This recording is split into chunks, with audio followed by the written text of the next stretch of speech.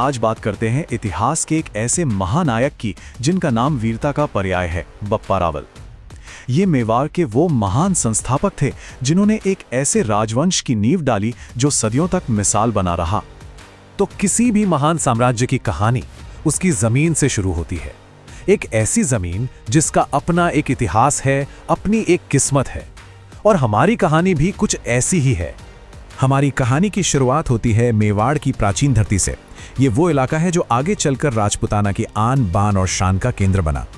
पता है, जिस जगह को आज हम मेवाड़ कहते हैं उसके पुराने नाम प्रागवाट और मेदपाट थे।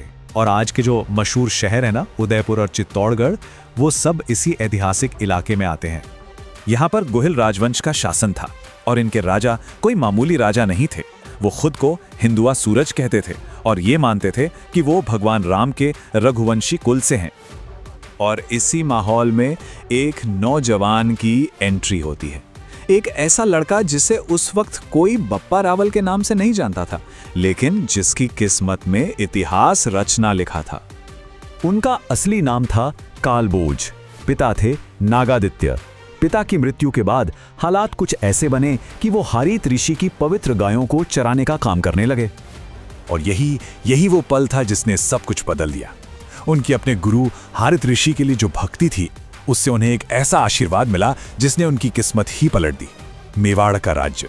सोचिए, एक साधारण चरवाहे से एक महान राजा बनने का सफर यहीं से शुरू हुआ। और फिर शुरू हुई उनकी कहानियां, उनकी किंवदंतियां। कुछ तो ऐसी हैं कि यकीन करना मुश्किल हो जाए। अब हो सकता है ये बातें थोड़ी बड़ा चढ़ाकर कही गई हों, लेकिन इनसे एक बात तो साफ है, लोगों के दिल में उनके लिए इज्जत और खौफ दोनों बेहिसाब थे।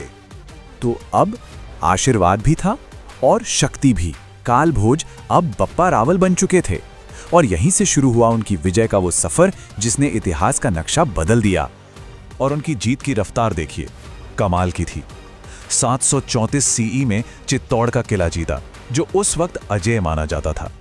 फिर पश्चिम में गजनी तक जा पहुंचे और वहां के शासक सलीम को हराया। और आखिर में नागदा को अपनी राजधानी बनाकर अपनी ताकत को एक जगह जमाया। सब कुछ बहुत तेजी से हुआ। लेकिन बप्पा रावल सिर्फ एक योद्धा नहीं थे। उनका असर, उनकी सोच युद्ध के मैदान से कहीं ज्यादा बड़ी थी। वो एक बनाने वाले थे, एक दूर की सोचने वाले शासक थे। उनकी विरासत का जो पहला और सबसे मजबूत पिलर था, वो था आस्था। और ये आस्था दिखती है उनके सबसे बड़े कामों में से एक में। उन्होंने अपनी राजधानी नागदा में भगवान शिव का एक भव्य मंदिर बनवाया, एकलिंगजी मंदिर। और देखिए, ये सिर्फ एक मंदिर बनाना नहीं था, उन्होंने एक ऐसी परंपरा शुरू की जो कमाल की है। उन्होंने कहा कि मेवाड़ के असली राजा तो खुद भगवान एकलिंगजी हैं। हम सब यानी मेवाड़ के शासक तो बस उनके दीवान हैं, उनके प्रधानमंत्री। कितनी बड़ी बात है ये। तो उन्होंने सिर्फ लड़ाइयां नहीं जीती, उन्होंने एक पूरा सिस्टम बनाया।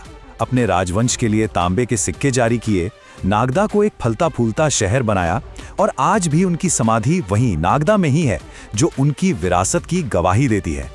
उनकी महानता को सिर्फ भारत में ही नहीं पहचाना गया, यहां तो उन्हें राजगुरु और चकवे यानी चक्रवर्ती शासक जैसी उपाधियां मिली। लेकिन सोचिए, आज के इतिहासकार उनकी सैन्य ताकत की तुलना यूरोप के एक बहुत बड़े योद्धा चार्ल्स मार्टेल से करते हैं, जिसे द हैमर कहा जाता था। तो आखिर में हम क्या कह सकते हैं? बप्पा रावल ने सिर्फ लड़ाइयां नहीं जीती, उन्होंने एक ऐसी मजबूत नींव रखी, मेवाड़ की एक ऐसी पहचान बनाई जो आने वाले 1000 साल से भी ज्यादा वक्त तक बड़े बड़े तूफानों के सामने डटी रही। और ये हमें एक सवाल के साथ छोड़ जाता है कि बप्पा रावल सिर्फ एक राजा थे या फिर एक पूरे युग की शुरुआत। उनकी कहानी हमें ये दिखाती है कि कैसे एक इंसान का विजन, एक इंसान का जज्बा आने वाली ना जाने कितनी पीढ़ियों की किस्मत तय कर सकता है।